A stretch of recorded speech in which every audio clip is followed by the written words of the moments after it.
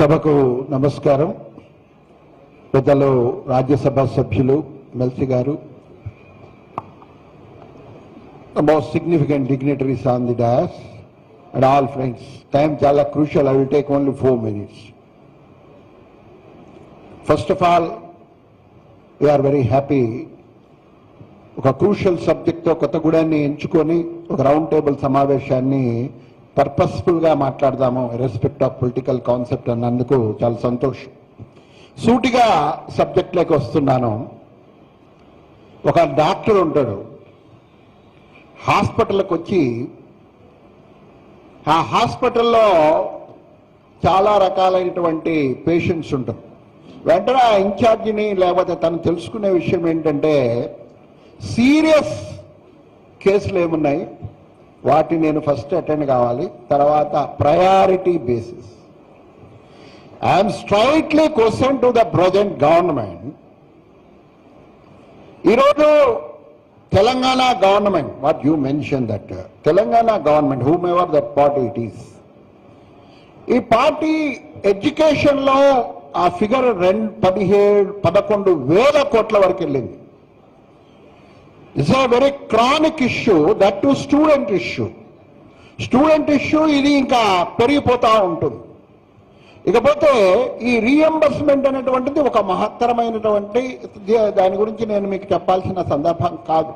అంత మంచి పథకము దాన్ని కాదనేటువంటి ధైర్యము ఏ ప్రభుత్వానికి లేదు. కానీ నీలో చిత్తశుద్ధి ఉన్నటువంటి విషయంలో ఉంటే, మరి రాజశేఖర రెడ్డి గారు దీన్ని స్థాపించారు అని చెప్పేసి మనకు అవసరమైనప్పుడు మన గొప్పలను మనం చెప్పుకుంటాం.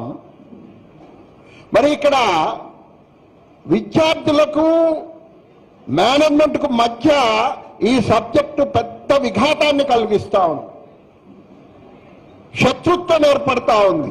గవర్నమెంట్ రీఎంబర్స్మెంట్ ఇవ్వట్లేదు, మేనేజ్మెంట్స్ విద్యార్థులకు శత్రువులు అయిపోతా ఉన్నారు. వారు చెప్పినట్టుగా కొన్ని సంస్థలు మూత పడిపోయినాయి. అంతేకాదు, విద్య అనేటువంటి అంశానికి నువ్వు ప్రయారిటీ ఇస్తున్నావు అనేది క్రియలో, పథకాల్లో డబ్బులు శాంక్షన్ చేయటంలో చిత్తశుద్ధి స్పష్టంగా ఉండాలి. నేను చెప్పేటువంటి ఇలస్ట్రేషన్లో ప్రధానమైనటువంటి సమస్య, జబ్బు రాష్ట్రంలో ఏ సమస్య ఉందో నువ్వు గుర్తించావు అంటే, విద్యను గుర్తించలేదు అంటే నువ్వు సమస్యలను గుర్తించట్లేదు. సమస్య పెద్దది అని చెప్పేసి ఒకవేళ చెప్పడానికి దాన్ని ప్రధానంగా రాష్ట్ర ముఖ్యమంత్రి తీసుకున్నాడంటే దాని గురించి వైట్ పేపర్ ఏది?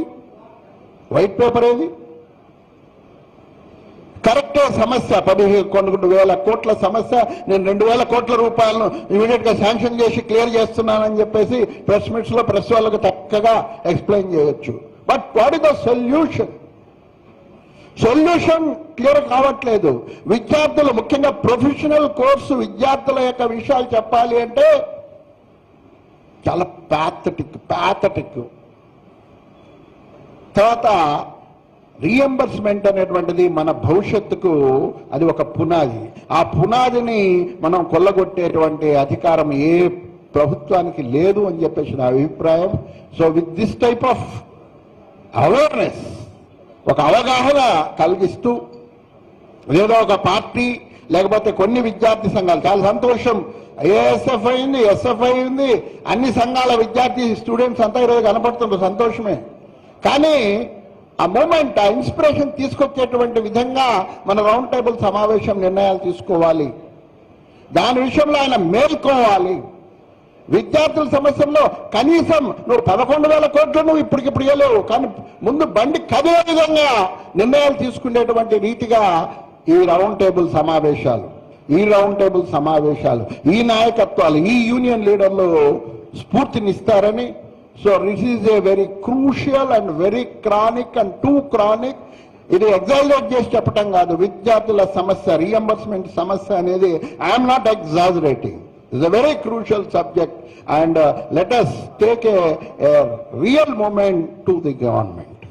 So with these few words I conclude. Thank you. ధన్యవాదాలండి. మీ విలువైన సందేశాన్ని ఇచ్చినందుకు. AIYF జిల్లా కార్యదర్శి